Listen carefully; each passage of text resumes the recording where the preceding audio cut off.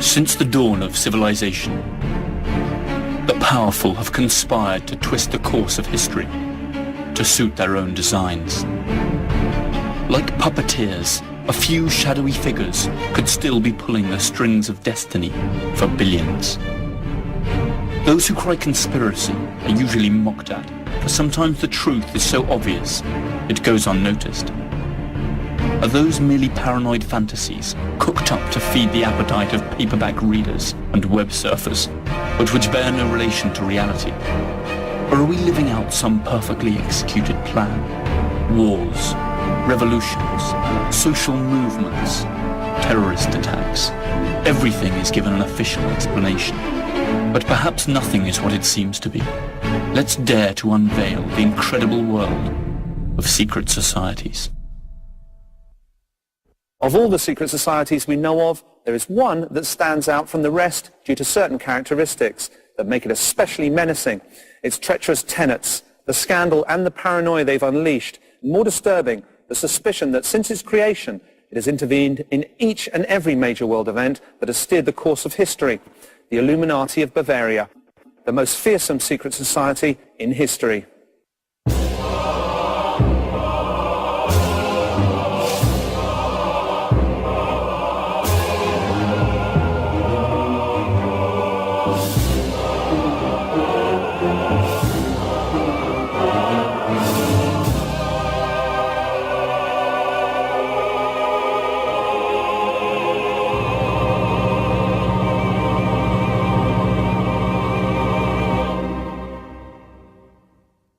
More than 200 years ago, here in Germany, in what used to be the independent electorate of Bavaria, a secret society was formed whose objective simply spelled world domination. Its strategy to abolish all religions and governments in order to take control of humanity under a unified state, with no countries, no borders, and under the command of a single leader. Its name, the Illuminati of Bavaria. Perhaps you've never heard of them, or perhaps you have, and are familiar with some of the theories that blame them for all the bad things that have befallen us. Theories that intertwine verifiable facts with delirious conspiracy theories that run the gamut from the United States to aliens, but have a common thread in the founding tenet of the Illuminati, the creation of a new world order. And perhaps, and only perhaps, that great jumble of information and disinformation that today pervades the media is also part of a broader, sinister plan. The Order of the Illuminati was officially prescribed more than 200 years ago. But if we pay close attention to subsequent events, we shall find an alarming succession of coincidences that suggest strongly that they are still among us, and that their power, far from having waned, is still very much in evidence. To find out just how much is fact and how much is fiction, we shall start off by learning what history has to tell us about this mysterious order. Then we shall investigate what has happened since the order's demise.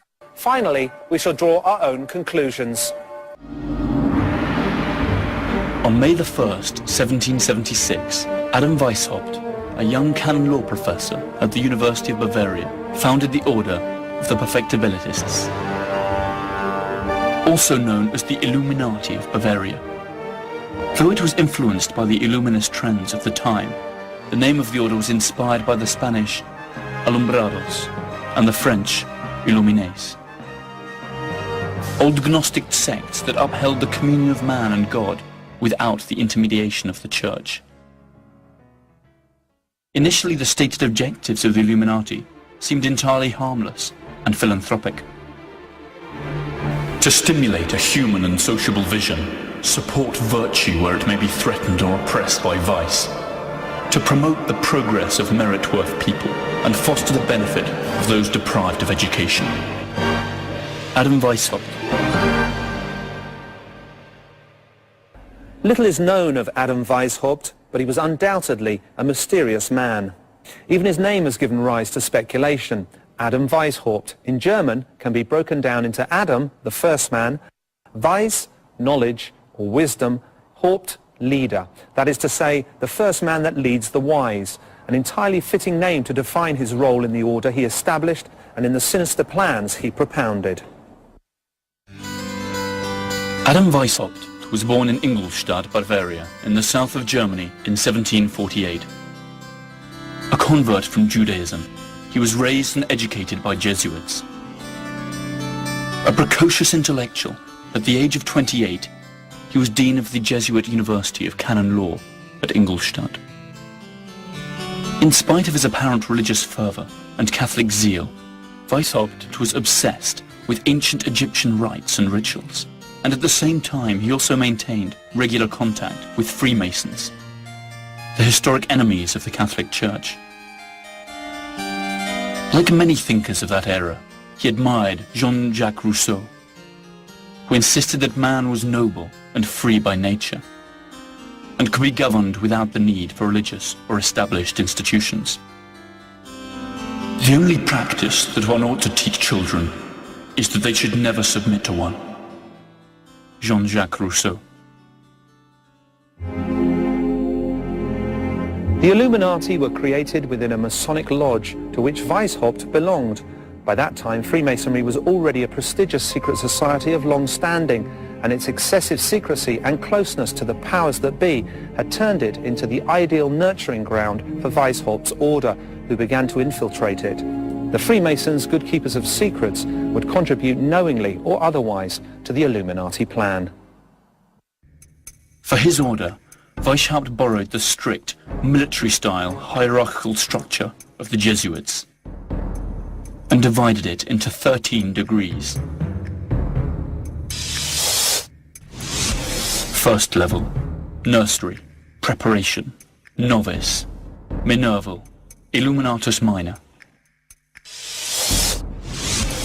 Second level, Freemasonry, subdivided into 2 orders, Symbolic Apprentice, Fellow of the Craft, Master Freemason, and Scottish, Illuminatus Major, and Illuminatus Dirigens.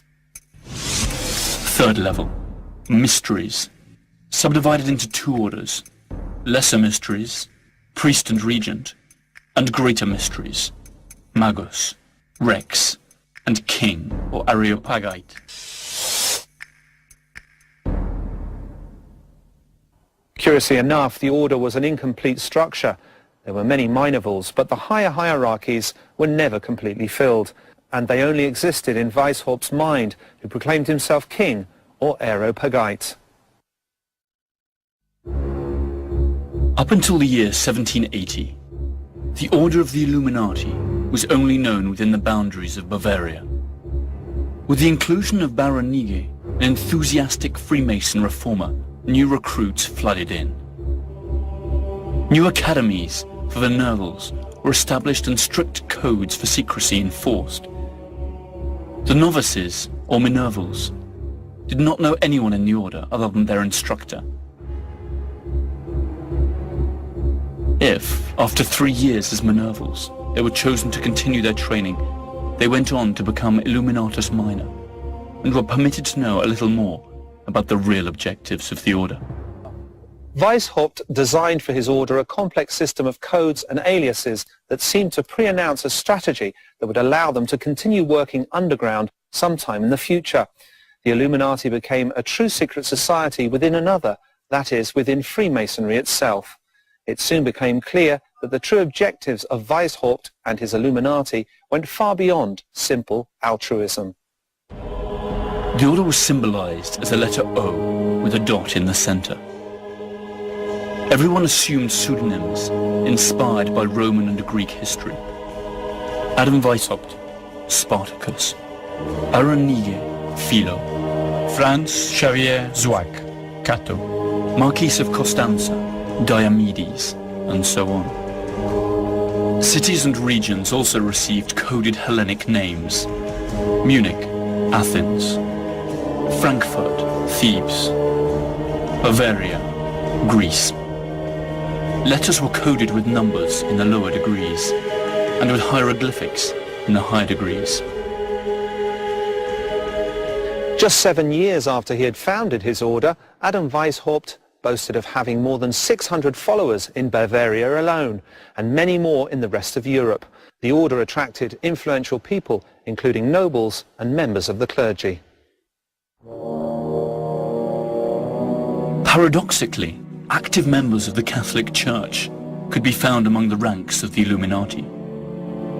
Perhaps these recruits were open-minded members of the clergy who had been attracted by the order's modernizing and humanistic views. But it seems equally likely that the Catholic Church had decided to infiltrate the order in order to learn more about its true objectives. If this were the case, the results were soon plain to see.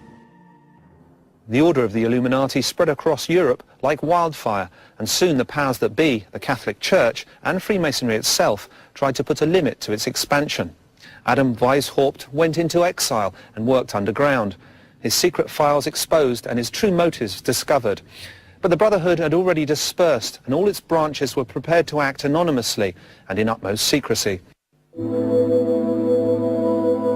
In 1790, the Order of the Illuminati had officially ceased to exist in Bavaria, Prussia, and the other domains of which is now modern Germany. But perhaps their disappearance was little more than a charade. After all, a secret society is born to act in the shadows, and when it is discovered, it must die in order to go on living. The order itself could perish, but not its objectives. The Illuminati fire had started, and it would be unstoppable. To return to man his fundamental rights of equality and liberty, we should begin by destroying every religion and every civil society, and finish abolishing property.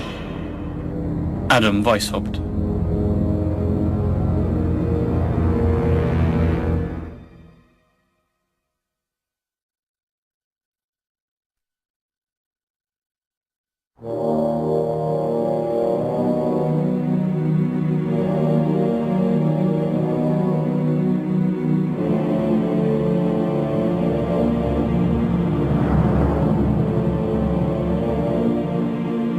The secret society, known as the Order of the Illuminati, rose in the late 18th century.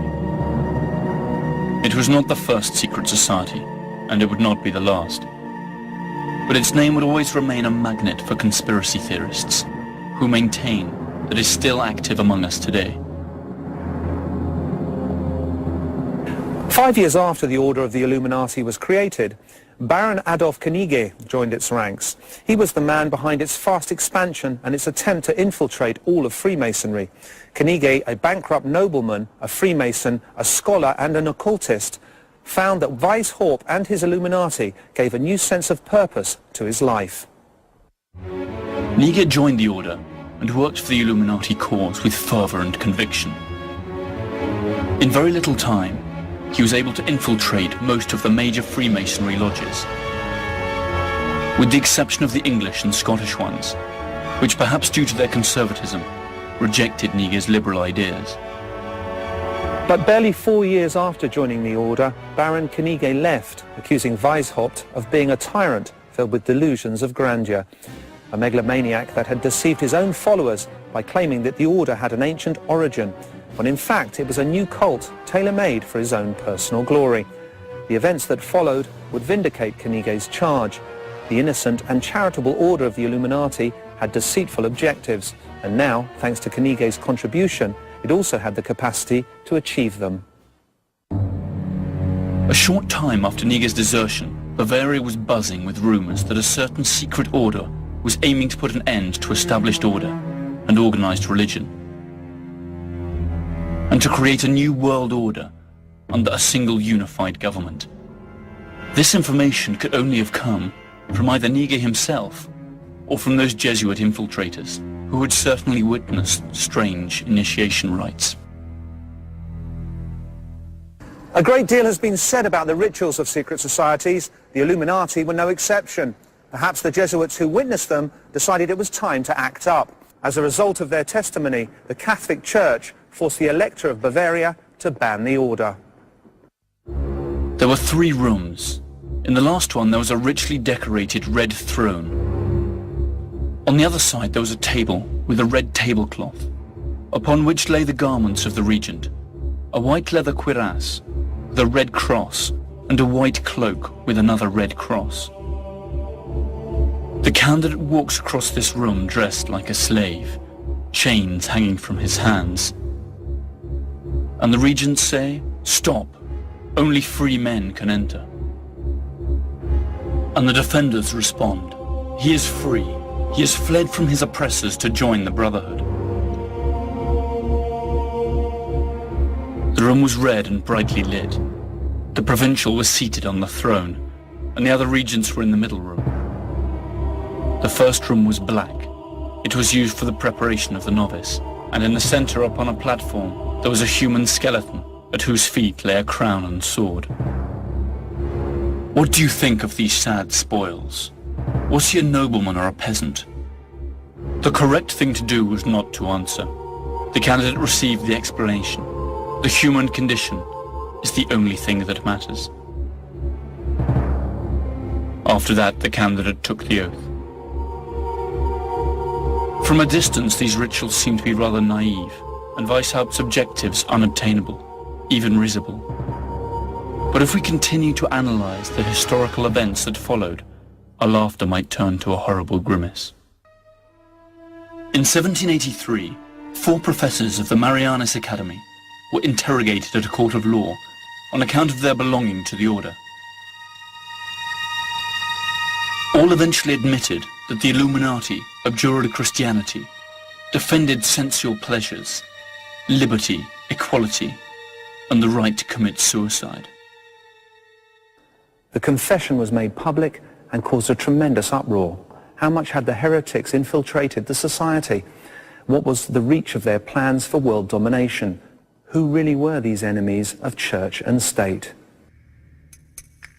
The Elector of Bavaria intended to eradicate this evil as he perceived it, and passed a law prohibiting every kind of secret meeting, a measure that, unfairly or not, affected all of Freemasonry.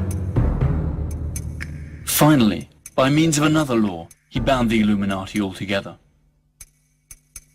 In 1786, the home of Illuminati lawyer von Zwack was raided and various papers and correspondence seized.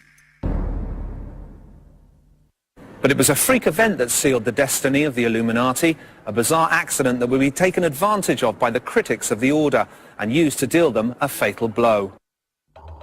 On July the 10th, 1785, a mysterious man rode swiftly under the skies of Bavaria. He was the apostate, Abbot Lanz, a friend and personal envoy of Adam Weishaupt, and an Illuminati. He never reached his destination. A lightning bolt struck him dead, leaving behind only his charred corpse.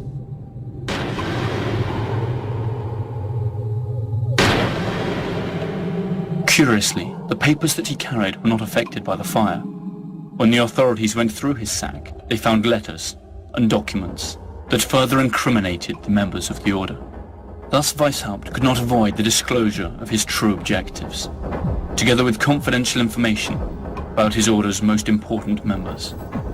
His plans for world domination and the abolition of the state, religion and private property, all penned in his very own handwriting, had come to light. Thus began the Illuminati panic, never to end. The episode of the lightning-struck rider sealed the fate for the Illuminati.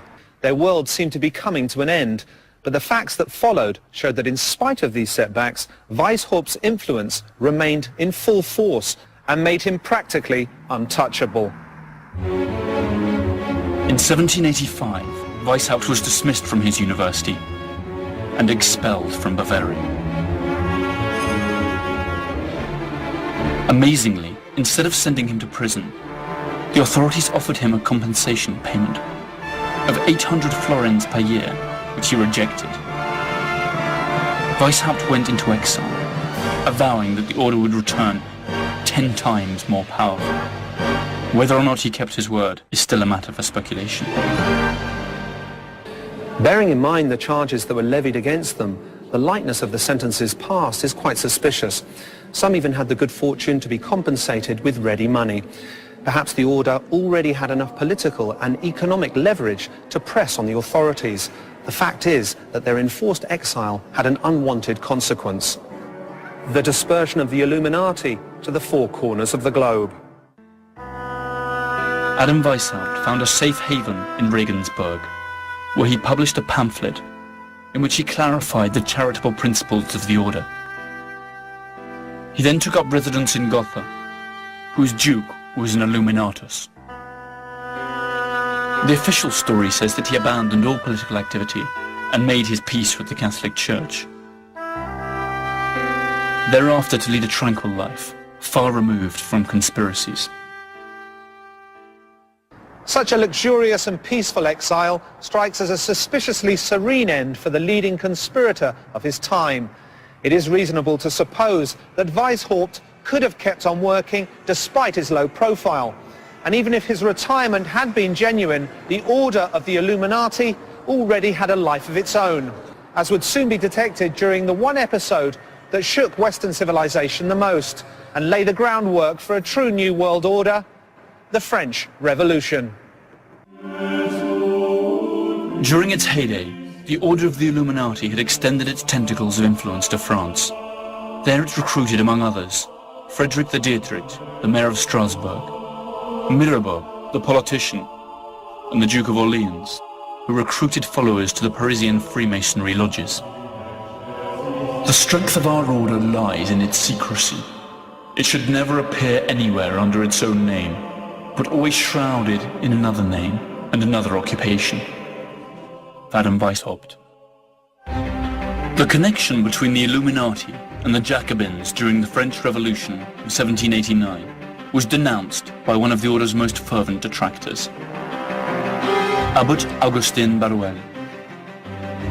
Likewise, the Scottish Freemason, author John Robison, devoted a long and verbose chapter of his work to what he regarded as the Illuminati's influence on the revolution. Robison maintained that Weishaupt and the Club of the Illuminati, together with the Club of the Jacobins, controlled the National Assembly, and from Paris ruled all of France. One wonders if the Illuminati acted in good faith, seeking to free the French from royal oppression, or if the revolution was merely a convenient vehicle for its plans for creating a new world order, free from monarchy and religion, but under their control.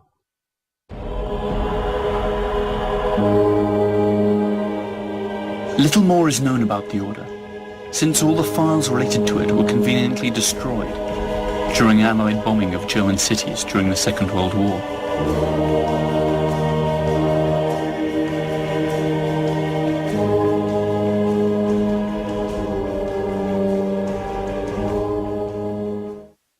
Who were the Illuminati?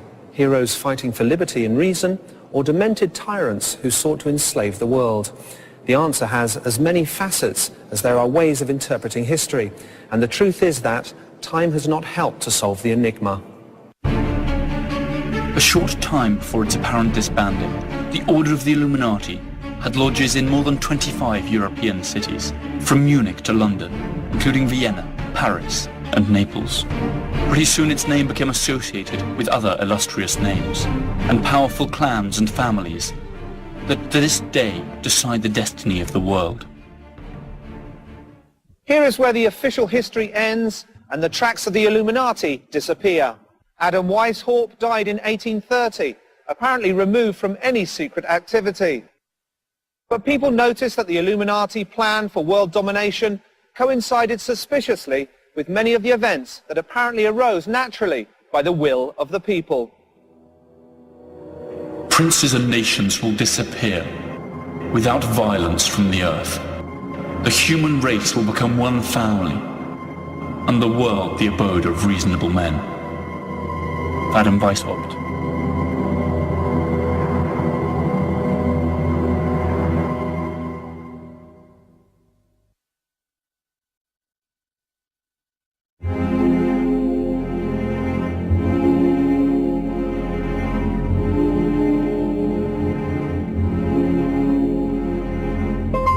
Up until its apparent dissolution in 1790, the Order of the Illuminati boasted members in all the important European cities.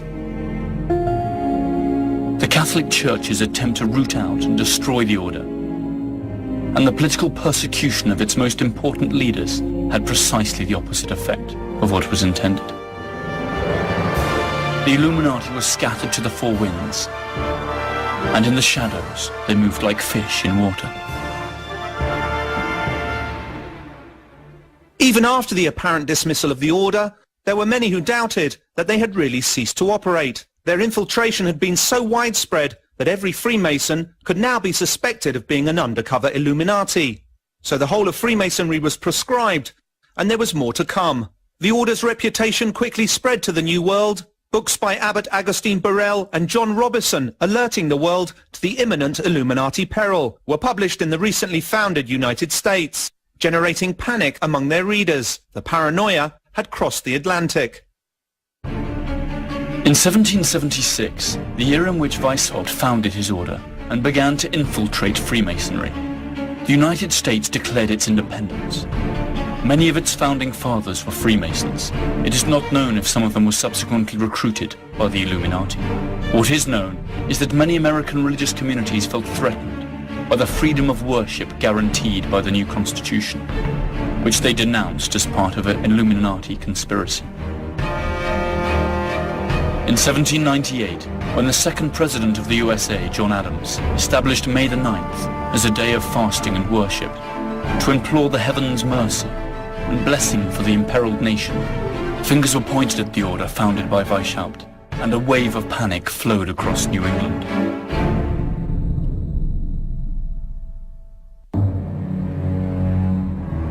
We should strive to do all we possibly can to endeavor the advance of the Illuminati in all important public positions. Adam Weishaupt.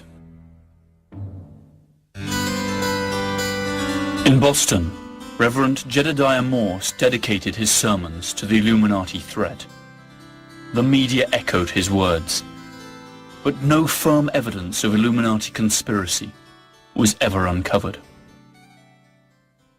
An immensely vast, rich and potentially powerful country where the practice of Freemasonry was widespread and accepted was certainly a fertile land in which to sow the Illuminati seed. Up to what point was the Illuminati Panic of New England exclusively based on absurd conspiracy theories promoted by zealous religious leaders? It was none other than Thomas Jefferson who, after reading Abbot Barrowell, came out in defense of Adam Weishaupt. In 1800, Jefferson wrote to his friend Madison, "Adam Weishaupt believes in the indefinite perfectibility of man. He thinks he may in time be rendered so perfect that he will be able to govern himself in every circumstance, so as to injure none, and to do all the good he can, to leave government no occasion to exercise their powers over him, and of course to render political government useless. This, you know, is not far removed from our own ideals." Jefferson's main opponents, the Federalist Party, founded by Alexander Hamilton, proclaimed that Jefferson as well as the Democratic Republican Party were all controlled by the Illuminati. Nothing was ever proven. Jefferson's party is the forerunner of the Democrats and Republican parties that today take turns to govern the USA. The Illuminati paranoia faded out in the 19th century, but almost 100 years later it was reborn, stronger than ever. In the early 20th century, English right-wing writer Nestor Webster stated without offering any proof that since 1786 a lodge of the Order of the Illuminati had become established in Virginia and 14 other American cities. According to her, this had given rise to a hidden theocracy of Jews, Kabbalists, Masons, anarchists, Illuminati, occultists, and heretics.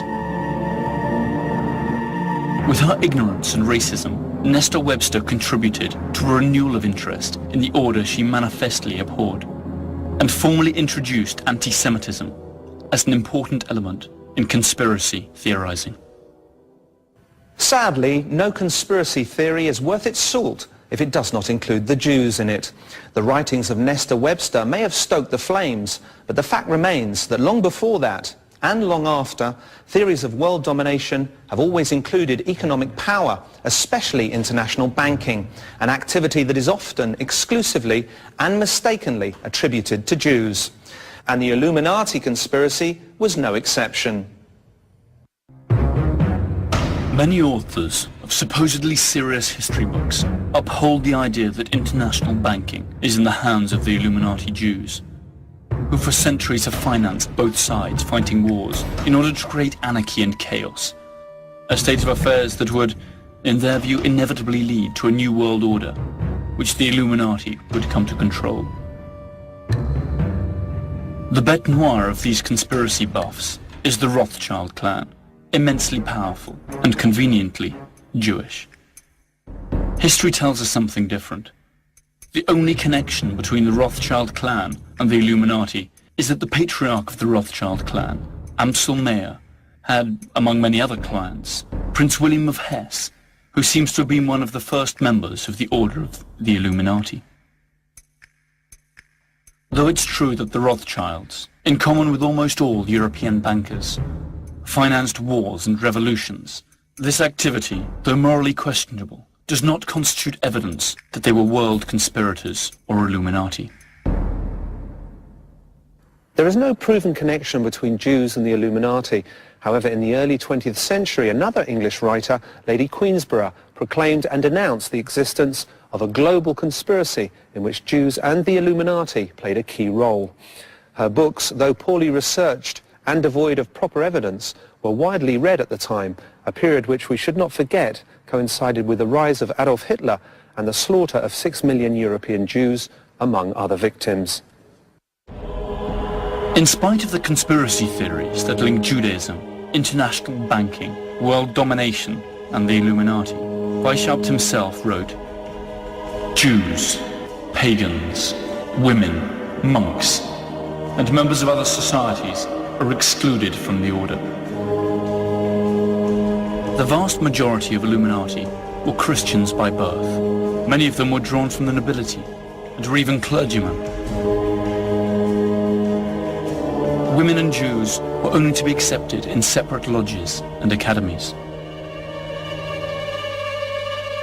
In spite of this, it has frequently been claimed that the protocols of the learned elders of Zion, an anti-Semitic rant drawn up by the Russian Tsar's secret police, is in reality the literal transcription of a discussion of Illuminati Congress, where a group of Jews outlined plans to take over the world. Adolf Hitler used this libel to stoke hatred against the Jews, and even denounced a Jewish Masonic conspiracy. The curious thing is that many of the very same authors and conspiracy hunters who attack Jews and Freemasons do not hesitate to accuse Hitler himself as a covert Illuminatus, together with Stalin and Marx, and finally end up putting in the same bag Marxists, Bolsheviks, bankers, Jews and Nazis, a decidedly unlikely mix. Jews have not been the only ones to be singled out. The Illuminati have also been linked to a larger or lesser degree with whatever bogeyman persecution mania the human mind can concoct. Terrorists, demons, even extraterrestrials. And it is here where information blurs into disinformation. In 1976, a writer named Des Griffin tried to revive the belief that the origin of the Illuminati is the rebellion of the Lord's angels and the expulsion of Lucifer. The name Lucifer means him who brings light, just as the word Illuminati means the illuminated. A thesis that not even Weishaupt himself could have dreamt up.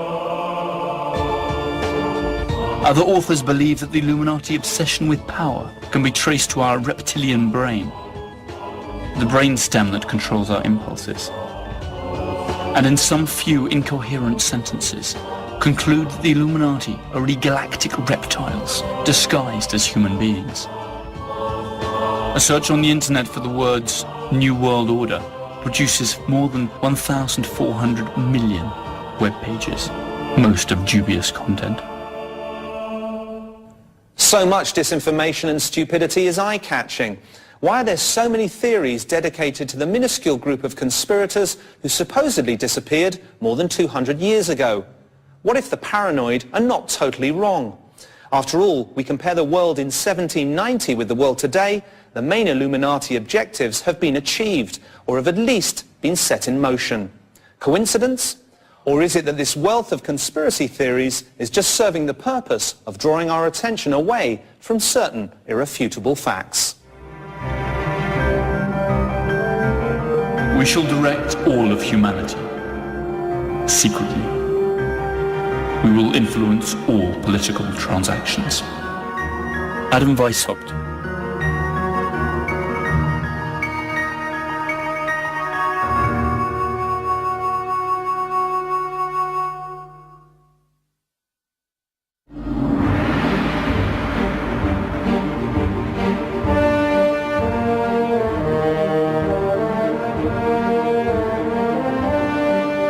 Since its dissolution in 1790, up until the present day, the Order of the Illuminati has been the prey of choice for a legion of conspiracy hunters. Most of the accusations are downright hilarious. Satanic cults, scientific experiments in parallel dimensions, contacts with aliens, and all of the above simultaneously. So much disinformation helps conceal certain historical facts that chime perfectly well with the original Illuminati plan to generate a new world order under their control.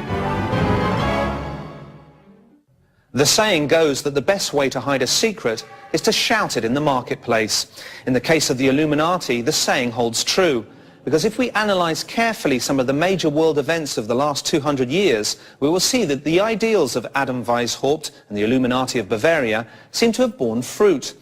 Let's start with their first postulate to put an end to established government. Since the creation of the Order of the Illuminati, the European monarchies have indeed lost all real power.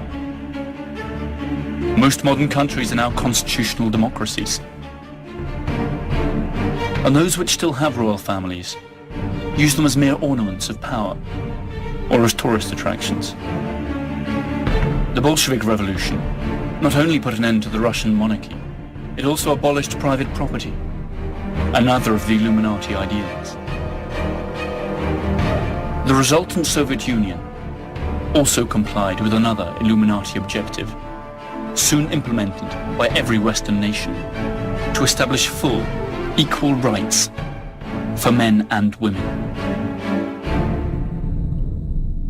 Let us speak now of the second postulate, unification under a single world government. Since its creation in 1945, conspiracy mongers have considered the United Nations and its predecessor, the League of Nations, the Illuminati dream come true. A supranational agency capable of passing resolutions with which sovereign states must comply or else face the consequences. The most terrifying aspects of these theories is that in order for the UN to be created, 2 world wars had to be fought, in which millions lost their lives. Conspiracy theorists will say that the wars were just part of an Illuminati plan to lead us to where we stand today. Above all, the truth remains that Weishaupt's first postulate of creating a new world order under a unified government is closer to becoming true today than it was 200 years ago.